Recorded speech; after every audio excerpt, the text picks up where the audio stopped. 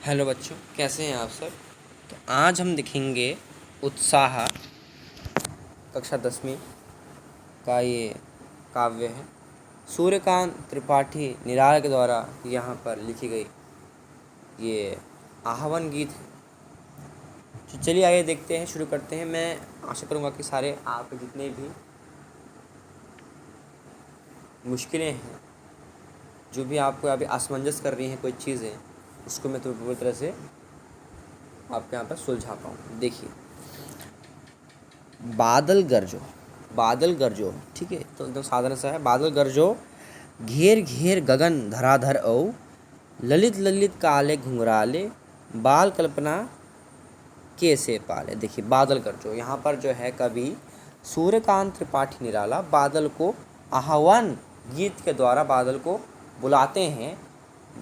मतलब सीधा सा अर्थ है कि यहाँ पर जो सूर्यकांत त्रिपाठी जो निराला जो कवि है, वो बादल को बुलाते हैं और कहते हैं कि हे बादल, हे बादल, तुम जो हो आसमान में खूब गरजो, घेर घेर गोर गगन धराधर ओ। मतलब देखो, घेर घेर लिखा हुआ है यहाँ पे, ठीक। तो घेर घेर घोर गगन मतलब ये जो आसमान है, तुम इसमें घेर घेर कर, मतलब हे बादल, इस आसमान में तुम घेर घेर कर, मतलब झुंड बनाकर क्या कहा, धराधर ओ। मतलब क्या है कि तुम, मतलब धराधर का मतलब क्या होता है, बादल, और घेर घेर गगन धराधर ओ, मतलब हे बादल, तुम जो हो क्या करो, तुम इस आसमान में झुंड बनाकर क्या करो, गरजो, खूब गरजो, तुम खूब गरजो, ठीक है। ललित ललित काले घुंघराले, बाल कल्पना कैसे पाले। कभी कहते हैं हे बादल, तुम मुझे पता किस तरह लगते हो। कभी कहते हैं कि तुम जिस प्रकार एक बच्चे जो जो जब बच्चा होता है, उसके बाल जो होते हैं काफ़ी घुंघरेले होते हैं, अर्थात घूमे हुए, अर्थात अगर इसे हम अंग्रेजी भाषा में कहें तो उसका होता है करली, ठीक है ना।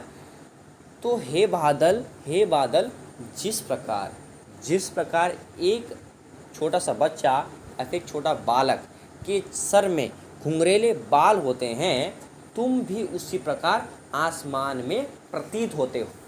तुम भी आसमान में उस प्रकार प्रतीत होते हो, या फिर हम कह सकते हो तुम्हारे भी आकार जो है वो उस बालक के जैसे बाल होते हैं ना, वैसे घुंघरेले, तुम्हारा भी आकार वैसा ही है।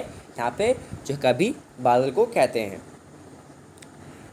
विद्युत छवि उर में कवि नवजीवन वाले, वज्र छिपा नूतन कविता, फिर भर दो बादल गरजो। देखो, ये जो चार पंक्तियाँ हैं, सबसे ज़्यादा असमंजस, सबसे ज़्यादा कंफ्यूज कर देते हैं बच्चों को, और वो इसी कारण से चैप्टर में सबसे ज़्यादा कम नंबर लाते हैं। इन चार जो पंक्ति हैं यहाँ पर, विद्युत छवि उर में कवि नवजीवन वाले, वज्र छिपा नूतन कविता, फिर भर दो बादल गरजो, ये आपको समझने की काफ़ी अच्छी तरह से आवश्यकता है। देखिए, यहाँ पर कवि कहते हैं कि जो बादल होता है उनके हृदय में बिजली, मतलब बिजली नहीं, बिजली रहता है। क्या रहता है, बिजली रहता है। मतलब क्या, विद्युत तो चमकती है ना, बिजली, तो उसी प्रकार जो है यहाँ पर जो बादल होता है उसके हृदय में बिजली रहती है, ठीक है। तो यहाँ पर लिखा है विद्युत छवि उर में कवि नवजीवन वाले।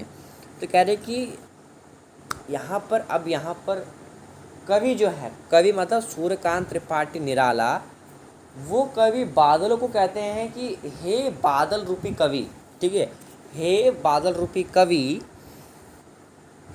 तुम तो नवजीवन देने वाले हो। देखो, तुम तो देखो, मतलब तुम्हारे अंदर तो एक बिजली है।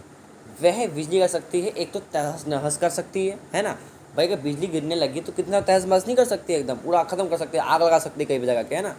तो तुम तो एक जगह पे तहस महस कर सकते हो, और दूसरा और क्या, तुम क्या कर सकते हो, नवजीवन प्रदान कर सकते हो।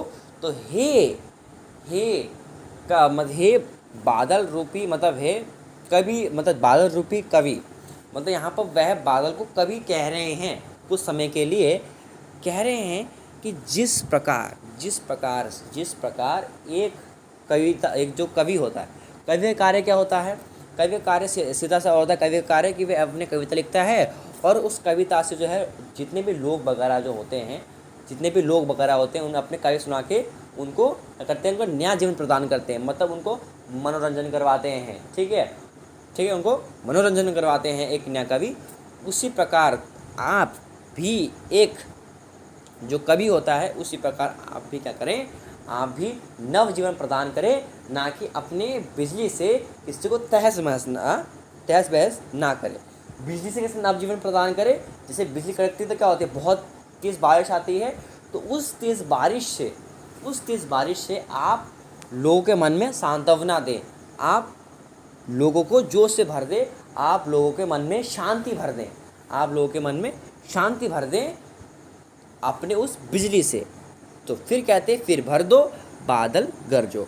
तो उसी प्रकार आप जो है कृपया करके आसमान में गरजो, मतलब जिस प्रकार एक कवि जो है अपने नए कविता से लोगों को क्या करता है, मनोरंजन करवाता है, उनको शांति दिलवाता है, ठीक है, उनका समय व्यतीत करवा देता है अच्छी तरीके से। तो आप भी अपने इस हृदय में जो बिजली है उसके सहायता से बहुत तेज़ बारिश करवाएं और लोगों के मन में शांति लाएं।